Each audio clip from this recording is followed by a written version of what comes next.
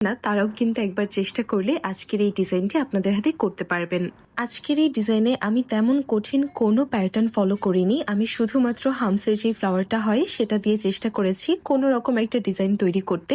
যদিও এই ডিজাইনটা মেবি আমি পিন্টারেস্টের একটা ডিজাইন থেকে ইন্সপায়ার হয়ে তারপর করছিলাম, কিন্তু সেখানে পাকিস্তানি স্টাইলে একটা ডিজাইন করা ছিল যেটি আমার কাছে একটু কঠিন মনে হয়েছে। কিন্তু আমি চাচ্ছিলাম একদমই সহজভাবে জাস্ট 10 মিনিটেই দিয়ে ফেলা যাবে এরকম একটা ডিজাইনের টিউটোরিয়াল আপনাদের সঙ্গে যাতে আমি শেয়ার করতে পারি। সেজন্য আমার মতো করে একদম সিম্পল ভাবে আমি চেষ্টা করেছি ডিজাইনটিকে দেওয়ার জন্য।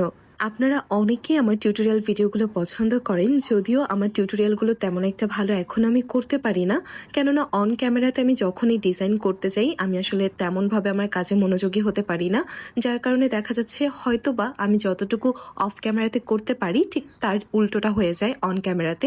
দেখা যাচ্ছে খুব সহজ একটা ডিজাইন, তারপরও সেই ডিজাইনটা টিউটোরিয়াল যখন করতে যাই তখন আসলে ভালো হয় না। এখন এটা আমাদের সাইকোলজিক্যাল কারণেও হতে পারে, কিংবা কি কারণে হয় আমি আসলে জানি না। এখানে কিন্তু আপনারা দেখতেই পাচ্ছেন আমি শুধুমাত্র একটা সিম্পল প্যাটার্ন ব্যবহার করেই কিন্তু টুকটাক চেঞ্জ করে প্রত্যেকটা ফুলকে আঁকানোর চেষ্টা করছিলাম। এখানে আপনারা চাইলে আপনাদের মনের মতো করে যে কোনো প্যাটার্ন অ্যাড করতে পারেন। আর এখানে আমি যে পাতাটা আর্ট করছিলাম এই পাতাটা আমার বরাবরই এত ভালো লাগে। এই পাতাটা যখন আমরা আঁকবো আমরা চেষ্টা করব যতটুকু সম্ভব কাছাকাছি করে পাতাগুলোকে আঁকার জন্য।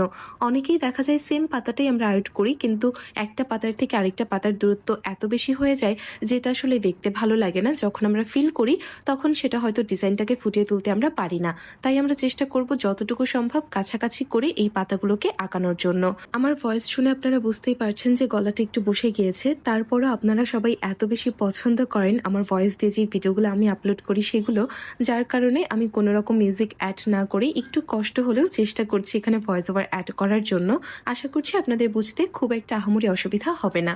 এখানে কিন্তু আমার ডিজাইনের বেস যেটা সেটা অলমোস্ট প্রায় হয়ে গিয়েছে। আপনারা কিন্তু একটু মনোযোগ দিয়ে দেখলেই বুঝতে পারবেন যে ঠিক কতটা সহজভাবে আমি এই ডিজাইনটিকে করেছি। আপনারা যারা টুকটাক মেহেন্দি দিতে পারেন তারা কিন্তু খুবই সহজে এই টাইপ একটা ডিজাইন আপনাদের হাতে করে নিতে পারবেন।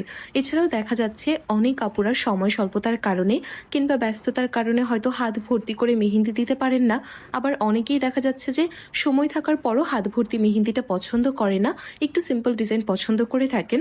তারা উভয়ই কিন্তু এই ডিজাইনটিকে আপনাদের হাতে করতে পারেন। পার্সোনালি আমার সবসময়ই সিম্পল ডিজাইনগুলোকে খুবই ভালো লাগে। যারা ব্রাইড তাদের হাতে অবশ্যই ব্রাইডাল ডিজাইন আমার খুব ভালো লাগে, কিন্তু আমার মনে হয় যদি আমি ব্রাইড না হই তাহলে আসলে ব্রাইডাল ডিজাইনটা আমার হাতে দেওয়াটা আমি তেমন একটা প্রেফার করি না। আমি সবসময় মনে করি সিম্পলের মধ্যে ইউনিক কিছু ডিজাইন যদি করা যায় সেটাকে দেখতে আরও বেশি এলিগেন্ট লাগে।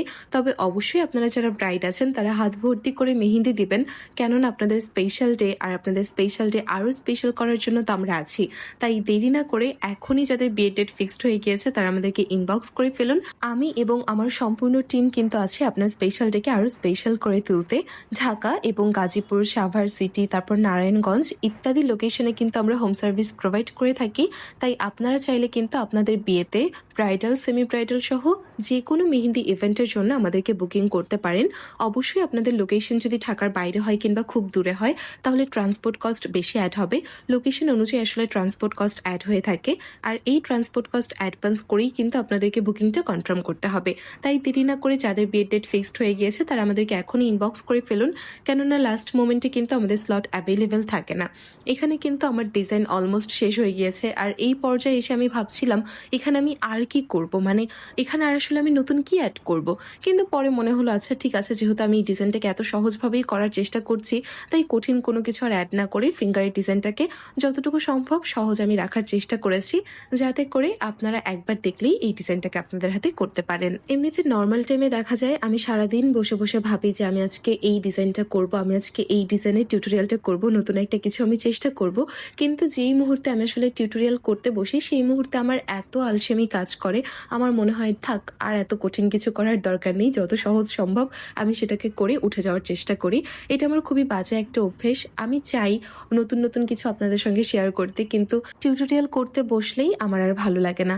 অনেক ব্রাইডাল ইভেন্টে গিয়ে দেখা যায় আমি এত সুন্দরভাবে একটা প্যাটার্ন করছি, তখন আমার মনে হয় ইস আমি যদি এটার ছোট একটা ক্লিপস নিয়ে রাখতাম তাহলে পরবর্তীতে আমি আপনাদের সঙ্গে হয়তো এই প্যাটার্নটুকু শেয়ার করতে পারতাম টিউটোরিয়াল আকারে। কিন্তু তারপর আবার যখন আমি ক্যামেরাটাকে অন করি তারপর পরের প্যাটার্নগুলোই খারাপ হতে শুরু করে, যার কারণে আমি কোনো ইভেন্টে গিয়ে কোনো রকম টিউটোরিয়াল ভিডিও করতে পারি না। আমি অনেক আর্টিস্টের ভিডিও দেখি যারা হচ্ছে ব্রাইডাল ইভেন্টে গিয়ে ব্রাইডের হাতের একদম সম্পূর্ণ ডিজাইনের টিউটোরিয়াল রেকর্ড করে রাখছেন। আমি এত অবাক হয়ে যাই যে মাশাআল্লাহ ওনাদের কতটা ধৈর্য, ওনারা এত সুন্দরভাবে এই কাজটাকে করতে পারছে, কিন্তু আমি কখনোই আসলে করতে পারি না। সব কাজ সবাই পারবেন, এটা খুবই স্বাভাবিক। আমি সবসময় যারা ব্রাইডাল ডিজাইনের সম্পূর্ণ টিউটোরিয়ালটা আপলোড করে আমি খুব মনোযোগ দিয়ে দেখি। আমার এত ভালো লাগে যে মাশাআল্লাহ ওনাদের আসলে কতটা ধৈর্য, ওনারা ডিজাইন করছে, ডিজাইন সুন্দর হচ্ছে, আবার কি সুন্দর করে ওনারা ভিডিও ক্লিপ রেকর্ড করতে পারছে। আমি চেষ্টা করব পরবর্তী থেকে টুকটাক করে ক্লিপ অ্যাড করতে, কিন্তু আসলে আমার দ্বারা হবে না, এটা আমি খুব ভালো করেই জানি। যাই হোক, আমাদের ডিজাইন প্রায় শেষ। আপনারা দেখতে পাচ্ছেন ফিঙ্গারের ডিজাইনটা একদমই খুবই সিম্পলভাবে আমি করেছি, কোনো কঠিন কিছু আমি এখানে অ্যাড করিনি। যদিও ভিডিওটা করার পর আমার মনে হচ্ছিল ডিজাইনটা আসলে একটু বেশিই সিম্পল হয়ে গিয়েছে, আমি চাইলে এটাকে আর একটু সুন্দরভাবে হয়তো প্রেজেন্ট করতে পারতাম। তখন আবার মনে হলো থাক এই টিউটোরিয়ালটা আর আপলোড করব না, কিন্তু পরে আবার কি মনে করে যেন এখন ভয়েস দিতে বসেছি, মনে হলো আচ্ছা ঠিক আছে, যেহেতু কষ্ট করে করেছি, যাই করেছি সেটাই আপনাদের সঙ্গে শেয়ার করি, তারপর আপনাদের মতামত নিয়ে দেখি যে আসলেই খারাপ হয়েছে কিনা খুব বেশি। ভালো থাকবেন সবাই, আর কেমন লেগেছে আজকের ভিডিওটি সেটা কিন্তু অবশ্যই কমেন্ট করে জানাতে ভুলবেন না।